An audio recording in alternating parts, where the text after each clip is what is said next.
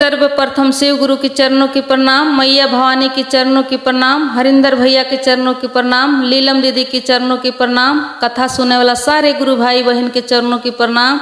मेरा प्रणाम स्वीकार हो। हे महादेव जी, मेरा प्रणाम स्वीकार हो। आई गुरु भाई बहन, बहुत बढ़िया एगो ज्ञानवर्धक कहानी सुनाओ तनी। एक कहानी के सुनला के बाद हमने के विश्वास हो जाई कि हमने के शिव गुरु के दया कैसन बा, कृपा कैसन बा, महिमा हमने के ऊपर कैसे होखेला। ताई ये कहानी के माध्यम से सुनल जाओ दीदी, बहुत बढ़िया कहानी बा।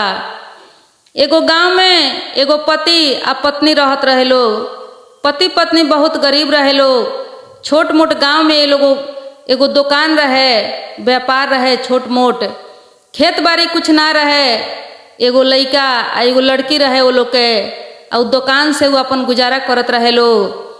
आ वो दुकान से कुछ जौन आमदनी आवे कुछ से खर्चा करे लोग, बाकी के पैसा जौन रहे वो भोलेनाथ के नाम से ले जाके मंदिर में, शिव मंदिर में दान कर दे लोग। शिव मंदिर के दुआरी पर जितना भिखारी भिक्षा दुक्षा रहे वही में वो बांट दे लोग।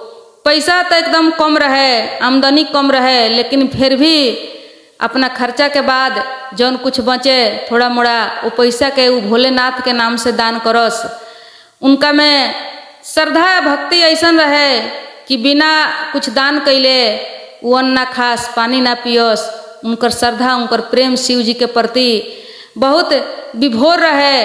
ऐसे वो शिव मंदिर में पहुँचस आ कुछ दान करके आवस। ऐसा ही वो लोग के दिन बीतत रहे, खुशी खुशी वो लोग के परिवार जौन रहे प्रेम पूर्वक रहत रहे, बहुत बढ़िया सुखी जीवन रहे। गरीबी रहे लेकिन फिर भी अपना प्रेम के बल पर वो परिवार जौन रहे एकदम सुखी रहे, सुखी जीवन वो लोग के बीतत रहे। बेटा बेटी भी जौन रहे वो लोग भी बहुत संस्कारी रहे लोग।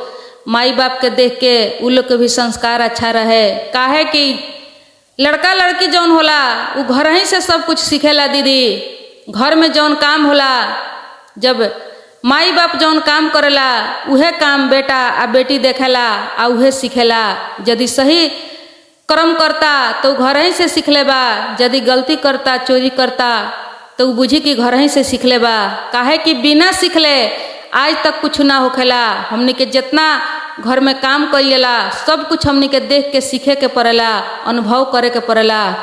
तो उसे यदि घर में सही कर्म होता, माता पिता सही बा, जरा घर के सब काम सही बा, तो बुझी कि ओकर बाल बच्चा भी सही रास्ता धके चली, वो भी सही कर्म करी।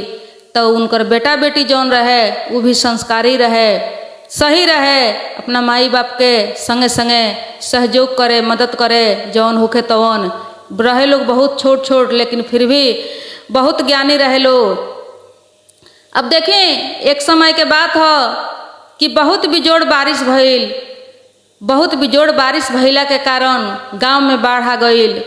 अब बाढ़ जौन बा इतना ना काफ़ी बाढ़ आ गइल कि वो गांव के लोग अब दूर दूर कहीं निकले लागल, अपन सामान उमान लेके कहीं एकांत जगह में सुरक्षित जगह पर अपन जान बचावे खातिर वो गांव से भागे लागल लोग, बहरे लागल लोग। अब इहो पति पत्नी जौन बा ये देखता लोग कि बाढ़ के पानी जौन रहे एकदम काफ़ी बढ़ल जात रहे। अब इहो लोग कहलक लोग कि हमने के भी कहीं यहाँ से निकल के चले के पड़ल, काहे कि अभी बाढ़ के पानी से बचल मुश्किल बा, ये पानी घटे वाला नहीं खे।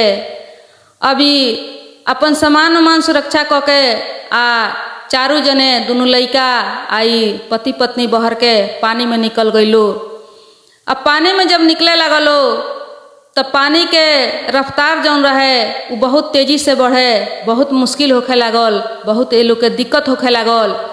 अब कुछ दूर ऐसे ही अपना लड़का के गोदी में लेके एक आदमी बेटा के, एक आदमी बेटी के गोदी में लेके और पानी में चले लागलो। पानी में चलल ना जाए, पानी के रफ्तार जौन रहे वो बहुत ज़्यादा रफ्तार रहे, पानी बहुत बढ़त रहे।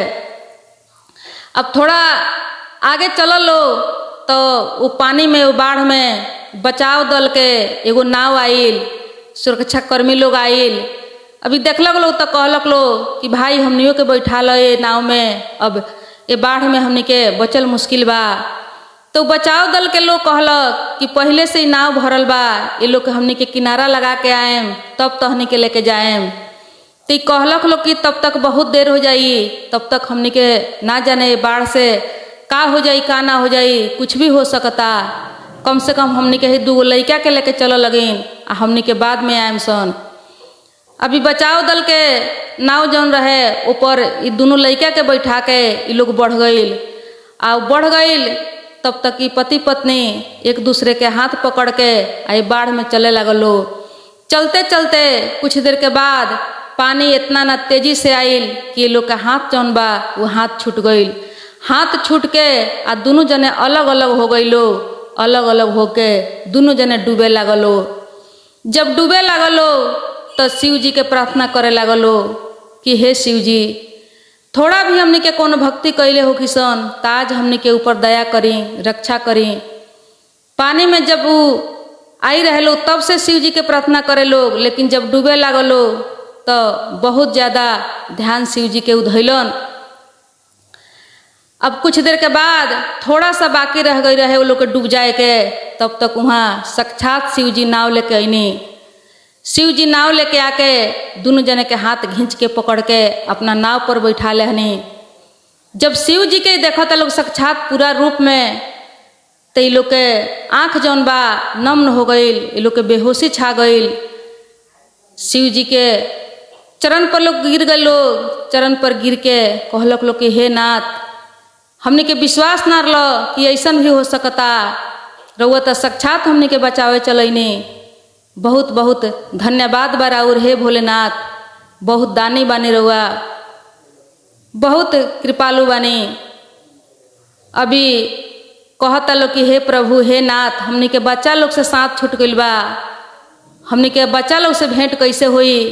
महादेव जी कहनी कि देखो तू जौन हमरा नाम से दान करत रहल मंदिर में जाके, आज वही के चमत्कार हो कि हमरा तोहर जान बचावे आवे के पड़ल बा।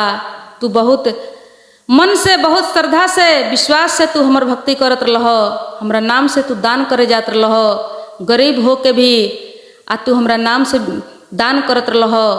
ताज वही दान के बल पर हमरा बेबस होके के पड़ल हो, तोहर जान बचावे के पड़ल हो। तू हमर प्रिय भक्त बाड़, तू हमर सच्चा भक्त बाड़, तोहरा भक्ति में थोड़ा सा भी कोनो कमी नहीं खे, कुछ अटूट नहीं खे, एकदम हमर तू प्रिय भक्त बाड़। तू चिंता मत कर, तोहरा बच्चा सन से भी तोहरा भेंट हो जाई।